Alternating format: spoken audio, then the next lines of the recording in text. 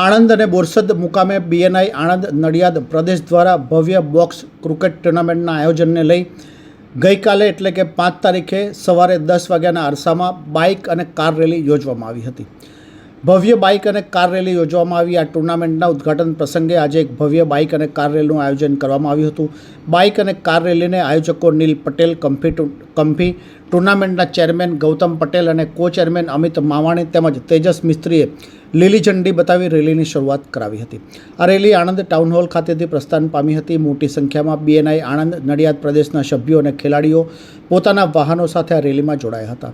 આ રેલી આણંદના મુખ્ય માર્ગો ઉપર ફરી બોરસદ ખાતે સંપન્ન થઈ હતી, જ્યાં સ્થાનિક લોકોએ ખેલાડીઓનું ભવ્ય સ્વાગત કર્યું હતું। રામ રામ।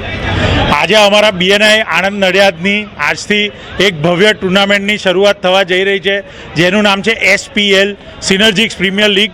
આમાં અમારા 200થી વધારેના અમારા મેમ્બર્સ છે, જે ભેગા મળી અને બોક્સ ક્રિકેટનું આયોજન અમે કરેલું છે, જેને બધા માનવાના છે। 10 અમારા ટીમ ઓનર્સ છે અને 120 જેવા પ્લેયર્સ આમાં ભાગ લેવાના છે।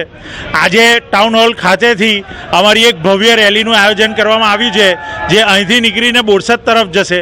2 દિવસ અમારી બોરસદ ટુર્નામેન્ટ છે ને એ પછી આવતા અઠવાડિયામાં 3 દિવસની આણંદમાં ટુર્નામેન્ટનું આયોજન કરવામાં આવ્યું છે।